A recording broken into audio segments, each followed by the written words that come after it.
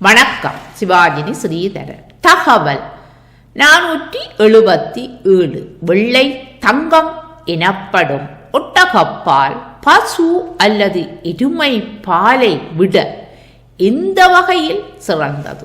ஒட்டகம் ஒரு செடியை உண்ணும், ஆடு ஒரு குழாக்கல்லை உண்ணும் என்ற சொல்லாடல் குஜராத்தின் பல கிராமங்களில் அடிக்கடி பயன்படுத்தப்படுகிறது. ஒட்டகங்கள் பல்வேறு வகையான தாவரங்களை உணவாக உட்கொள்வதால் அதன் பால் வெள்ளை தங்கம் என்று அழைக்கப்படுகின்றன. ஒட்டகப்பால் ஆரோக்கியத்தை மேம்படுத்துவதில் மிகச் சிறந்தது. இது பல சிக்கலான நோய்களையும் குணப்படுத்தும் என்று கூறப்படுவதுடன் ஒரு முழுமையான உணவில் இது தனி இடத்தை பிடித்துள்ளதாக நிபுணர்கள் கூறுகின்றார்கள்.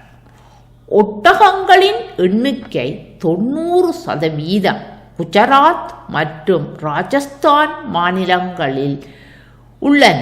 இதுவரை போக்குவரத்துக்காக பொருட்களை ஏற்றி இறக்க பயன்படுத்தப்பட்டன. ஆனால் இப்போது ஒட்டகப்பாலின் பயன்பாடு பரவலாக அதிகரிக்க வாய்ப்பும் உள்ளது. இந்தியா ஆண்டு தோறும் சுமார் 7 டன் ஒட்டகப்பாலை உற்பத்தி செய்கின்றது. உலகின் பல பகுதிகளில் பாதி வறண்ட பகுதிகளில் ஒட்டகப்பால் முக்கிய உணவின் ஒரு முக்கிய பகுதி ஆகும். பசுவின் பாலை விட 3 முதல் 5 மடங்கு அதிகமாக விட்டமின் சியும் உள்ளது. ஒரு நாடோடி கிட்டத்தட்ட 1 மாதம் ஒட்டகப்பால் மட்டும் குடித்து வாழ முடியும் எனவும் கூறப்படுகிறது. ஒட்டகப்பாலில் புரத அமைப்பு பசுவின் பாலை விட தாய்ப்பாலுடன் அதிக ஒற்றுமை உள்ளது.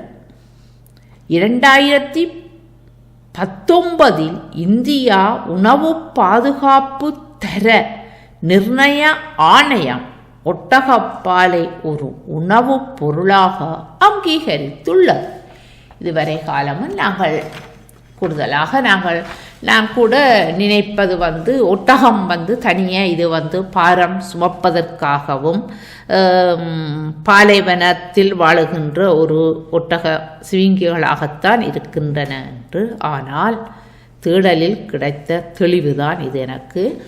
ஒட்டகங்களின் பால் இவ்வளவு ஒரு முக்கியமாக வருகின்றது என்றும், இனி காலப்போக்கில் அது பவுடர்களாக ஆக்கப்பட்டு வெளிநாடுகளுக்கும் ஏற்றுமதி செய்வதற்குரிய வாய்ப்புகள் உள்ளதாகவும் தகவல்கள் கூறுகின்றன.